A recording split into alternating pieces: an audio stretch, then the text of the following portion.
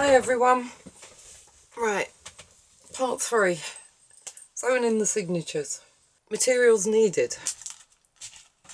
Now, I know people use lots of different stuff. I've got some here.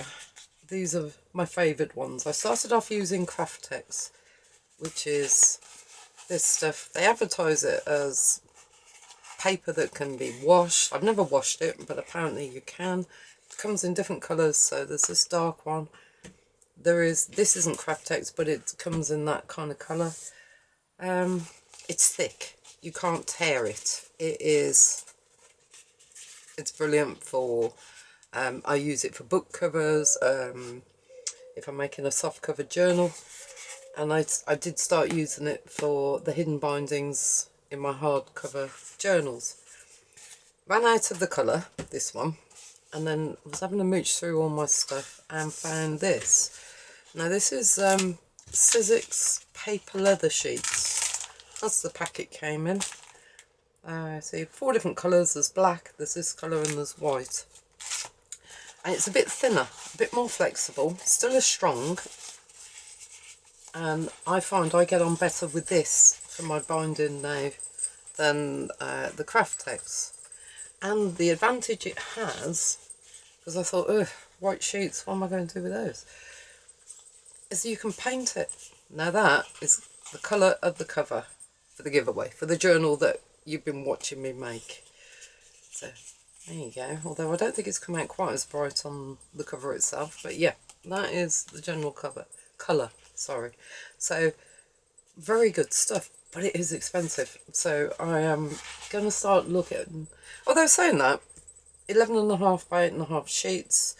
I've got what, 10 in this pack. I think they come to about 20p a sheet, or maybe a little bit more than that. You only need, well, for me, I only need to cut 3.5 inch wide for my spine pieces. So, you know, I can get 3 out of a sheet. So I suppose it makes it, once you break it down like that, the initial outlay is expensive. Cost per item perhaps not quite so. Now I know people use fabric, cardstock. I've never tried it, but I have bought some of this to give a go. This is what they use for actually binding proper books rather than the journals that I make. But I think this is going to need backing of some description, so maybe a bit of heat and bond and some tissue paper. Not sure. We'll have a play with that and we'll come back with that one as and when. So, right, that's what I actually use for the binding. And then when I first started doing these, I bought a kit because I didn't know what I wanted or what I needed. And this is actually, I got it off Amazon. This is called a bookbinding starter kit, and it's got everything that you need. I don't use the bone folder. I've got one that I prefer. So it's called an awl, AWL, or a clicker awl. It's what you use for actually punching the papers. You can buy them separately. I think I've seen them for about £1 a piece. It came with some thread. Now, plain white thread, and I'm thinking, ooh, don't know. But then I found that you can dye it. It's not a problem. It's waxed linen thread, and this one is a medium gauge, it's called. 25.3, I think it is. And I've just coloured these with Tim Holt's Distress Things. So you can actually colour it to whatever you want. I find that because when I'm making a soft cover journal, I cover the spine, and this colour tends to hide into most pages anyway. I don't really bother anymore. I think it would be useful if you were leaving the stitching showing. But, so that's the thread that I use. Although saying that, I have now found it, same thing, but on a huge spool, which works out so much cheaper. I've used this stuff. This is, it's actually called jewellery cord, cotton cord, 0.6mm. Me personally, I'm not comfortable with how thick it is. It tends to rip my papers. Now, whether it's because I'm too heavy-handed, I don't know. I know people use embroidery threads and baker's twine and all sorts of things. I think it really does depend on what you're and what you're making and the look that you're trying to achieve. The only thing I can say to you is give it a go. Just see what you want. Right, so those are all the bits. And as for the awl, you can use darning needles. You can use, I've heard of people using, what were the other ones? Pointy things. I've had a go at using one of these, and I have to admit, I broke it. So, hence I went and bought something proper. Right, next steps. Those are the bits you're going to need. Then, next step is to sort your papers if you haven't already done it. These are my 3 signatures to go in this book. I've sorted them. So I've sorted them as to where I want all the tags that go inside, where I want the papers. So they're all in the right position. I keep them clamped together once I've... these I think I found in the motor section of somewhere and thought they'd be brilliant, and they do the job. I just put a bit of paper around the outside just because they have got ridges on them, just to keep the papers. Okay, so those are the 3 signatures. So I tend to start with the back one. So that's the back signature. Oh, I'm jumping ahead of myself. It's such a good job that I actually made a list. You need to make a template for your, there's one that I used in another, I think that was the last book. So you know where you're punching your holes. I am sorry if you know all this, but I'm assuming if you're watching it, it's because you're not sure. So, graph paper. I cut it to the inside of my spine. So for me, that's one that I've cut. It's 1.5 inches. My spine is 1.5 inches. I've got the cover for this journal is actually drying, so I can't use it at the moment. So here's one that didn't work out as I wanted to. Right, I've cut my piece of paper to the width of my spine, so 1.5 inches, and I make it the length of my longest page in the signature. So that, if you can see, I know it's awkward with long and different length pages, but I know that that one's at the top and that's my bottom piece. So I've cut it to that length. I've then, let's move this out of the way, marked it. So I do a 5-hole pamphlet stitch. I have done the 3-hole and found that the pages, and especially if you're having different size tags, can be, they can come loose. I mean, you might not catch everything. So I found that with this type of book, I do 5. It's just easier, and I know, I get peace of mind knowing that nothing's going to fall out. Found the middle, and I have to say that's where these Tim Holtz rulers come in to their own. Although if you haven't got one, it's easy enough. Fold that in half, then in half again, and you've got your centre point. And I've marked. So I've actually drawn down the middle. So I've got a complete centre line, and then I've worked out where I want my 5 holes.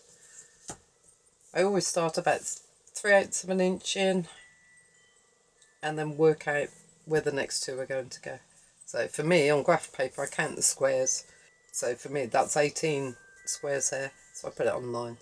It's just an easy way of working it out. And then I get my marker pen and I just make dots where I want them. Just so I'm not confused. And I'll do that all the way down. Although now I'm getting more confident with doing these, I'm not quite so, I can generally get them on the lines. You just need, and then because I've got 3 signatures, I leave a 1/4 inch gap between each one. 1.5 inches. I like to try and keep it simple. So 1.5 inches, 3 signatures. So I've got one in the centre and then 1 1/4 inch that way and that still leaves me a 1/4 inch gap, so it's nice and even and allows for expansion for all the stuff that you're putting in. So you've marked your template, you're happy with where you're going. Let's move that over there.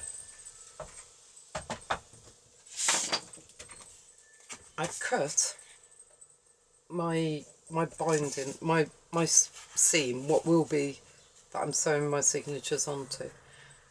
Now I do it. Where are we? Right, if I put that on the screen, leave it there for a moment, perhaps if you want to work it out. So I've got the width of my spine, which is 1.5 inches. When I make my books, it has about a 1/4 inch gusset down there, if you can see on there. So I then allow that 1/4 inch, and then I have 3/4 inch to actually stick. So if I put this one on, move that for a moment. So that will fit in the middle.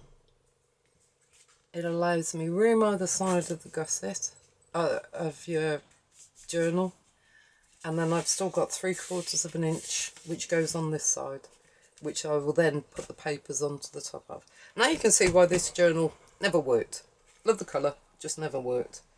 Now if you're making a soft cover journal or using a book, a book covering, you know, a book that you've gutted, I would suggest laying it out flat, very much the same as this, because you're going to have the same kind of thing.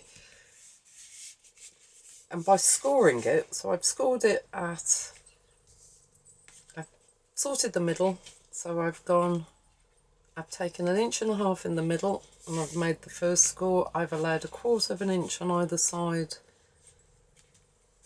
to allow it to bend, because when you actually come to glue it in, you need it to be flexible, otherwise you're not going to be able to open it, or if you open it, you're not going to be able to close it, not without ripping some, as I've found out. This very much is a case of do as I say, not as I do, because I have made so many mistakes trying to learn this.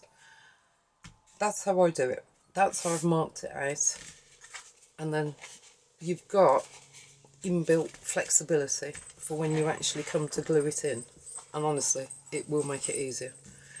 I know I've watched so many tutorials on how to do it, and then came up with my own idea of doing it, because I thought, oh, I don't know what I'm doing here. And as for the length of it, I've see, organised or what. My cover is 8.5 inches. So my inside papers, come back to this, my inside papers will be cut at 8.25, so I've left myself with 1/8 inch all the way round. So this piece, now this isn't the right size cover, so it's going to look odd anyway. This is going to be a little bit shorter than I'm going to cut my outer, my inside cover papers. But it's still long enough. I'll take this one and show you. It's still long enough that it's going to be able to get everything and keep the papers on the hinge. Let's put that away for a moment. So I think I've explained that. If it all sounds like gobbledygook, leave me a comment and I'll try and explain it better. Right, next step is to actually punch the papers. Now I know I've watched tutorials and people have them phone directories. We don't get those over here anymore. Everything's online. First of all, you are lining up your template. I do this by eye. So you are lining up your template to make it sure it's even top and bottom. This is where you find out just how poor your cutting's been, in my case. So I want it even top and bottom. I don't mind leaving a bit more space at the top. my cutting is obviously way off. And then I stick it down, because once I've got it, I don't want it to move while I'm punching holes, which I've also done in the past.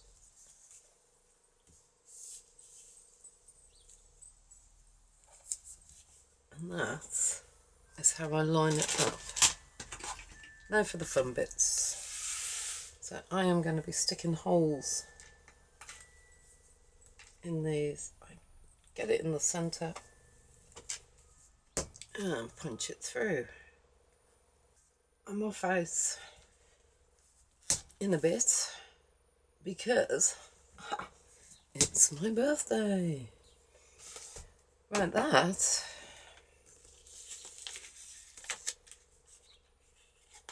should be that. And that's your holes punched in your signature. Blimey. That seems to have worked first time. I'm dead impressed with myself. Except that doesn't look right at the bottom.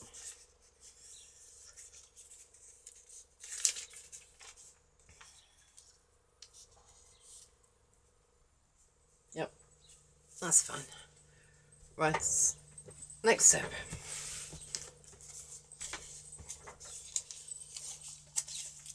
What I should have done is mark top before I go and move things around.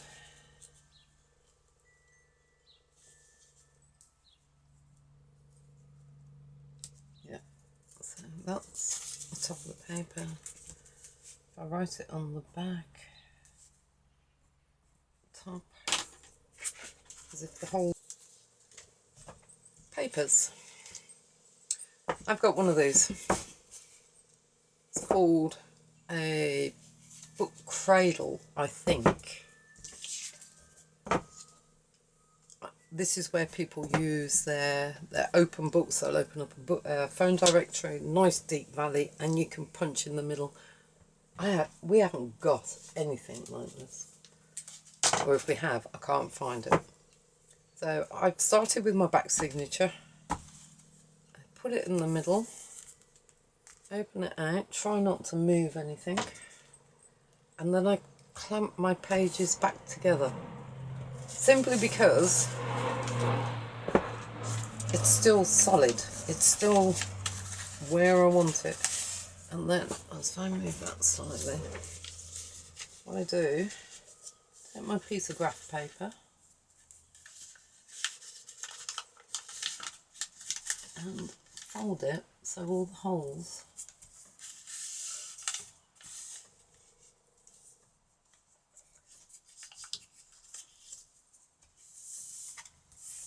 are in the middle.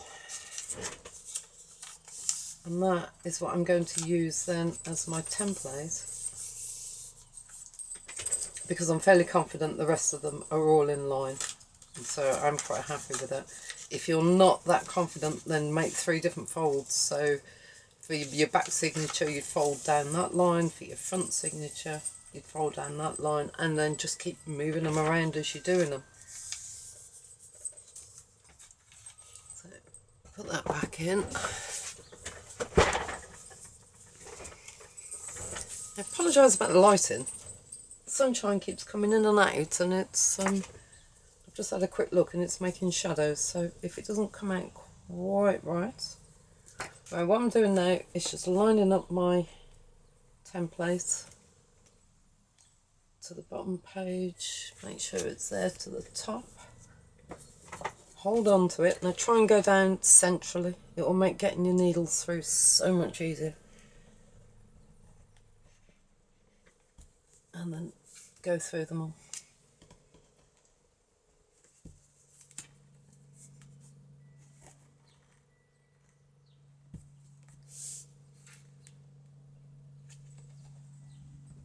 It's quite satisfying actually, this. This is where my husband looks at me in horror and goes, "What?" Poking holes in things. Right, that can come out. Yeah, should have said That's why I write the word top on it, so I know where I am, so they do line up. If it moves while you're doing it, because you've started in the centre one, well, I've started in the centre one, and I would recommend anybody else does, is just go back in and line it up.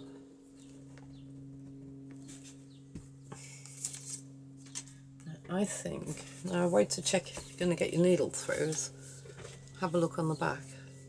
No, they haven't quite gone through. So because I've got the clamp on, check in the middle. And it needs just a little bit more to go through.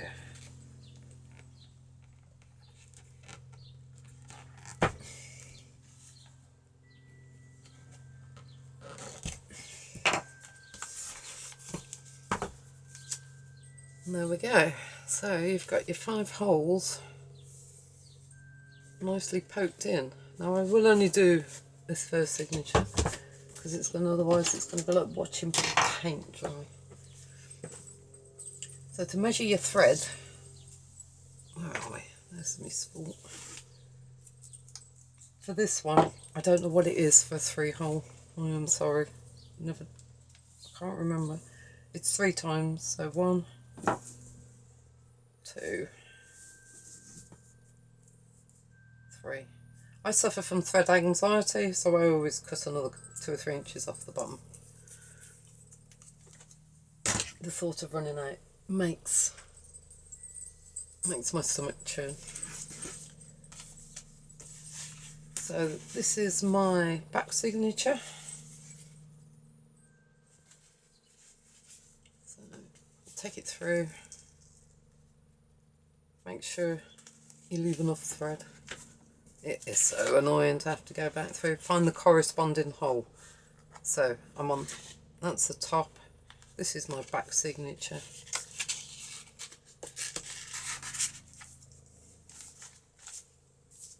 And I did warn you folks that I was going to be a bit unconventional doing this and trying to keep it on camera. Normally I'd have it hanging off the edge of the bench. Now I think this is probably where smaller clamps will come in useful. So then back through the next one. Now this is where it goes wrong for me. So if you're not sure, just do it a few pages at a time. Because if it's not going through, it generally means you're poking a hole where it shouldn't be. That one. To that one.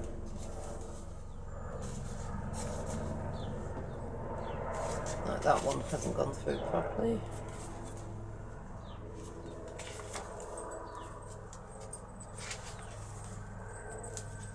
The thicker the paper, sometimes the more problematic it can be.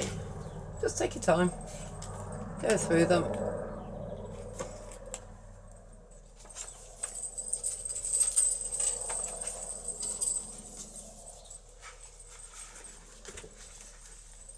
I don't do it when you're expecting a phone call, need the loo, or about to make tea, because it won't work. And then back through these ones.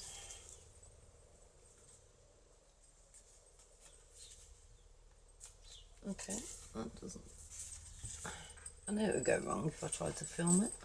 Ah, there we go.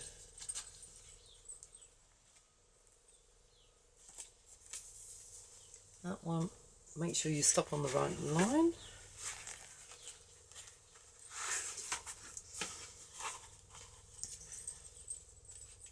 I don't know if there is. This is where you can start to pull it a little bit tighter now. Don't pull it too mad, otherwise you're going to rip everything. I don't know if you can see, but I'm just sort of...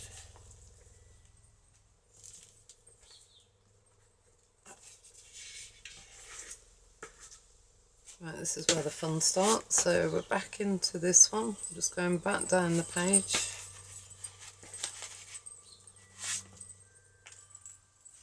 Try not to get this needle through the thread, which means you've got to pull it all back out, re-stitch your needle or re-thread your needle.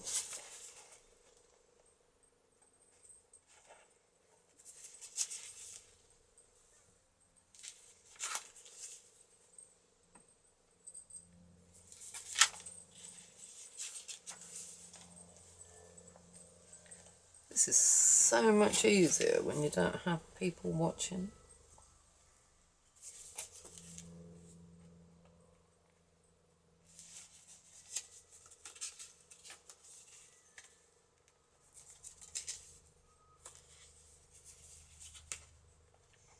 I can just see the tip of the needle at the bottom, and that's what I'm aiming for when I'm pulling it through. As I said, I'm sure there must be tutorials on here that should probably show it much clearer than I can.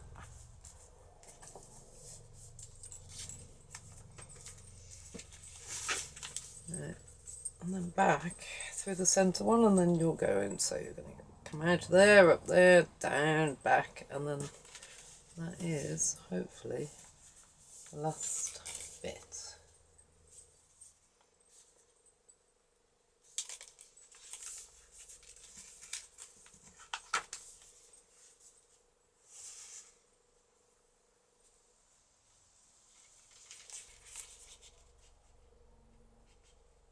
Gotcha.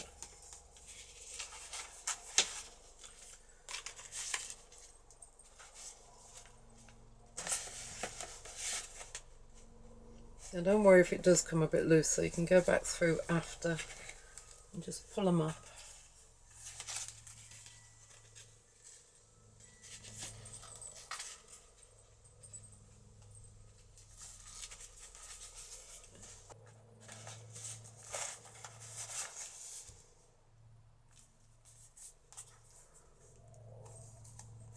See, those are a bit loose, so I'll have to go back through.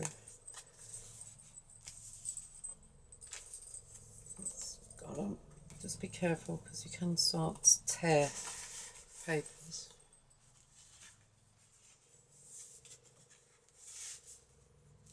Blimey, I actually went through.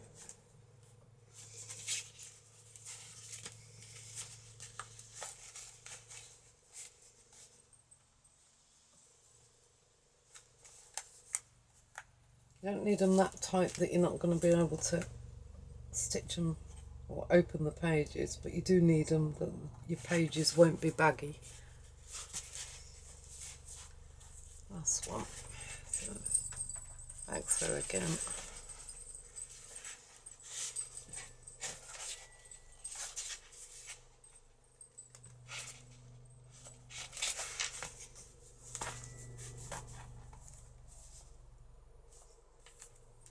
And that's okay, that's okay.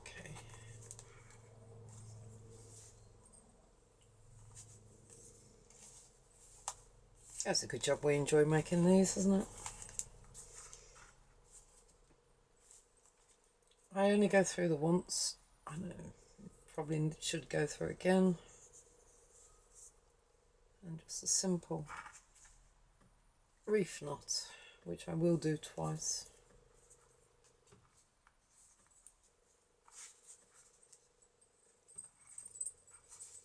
And that is the first signature sewn in. So that's what you'll end up with on the back, with all three. And then the centre ones to finish off, when you come to finish off your journal. Right, I will go and finish off the other two.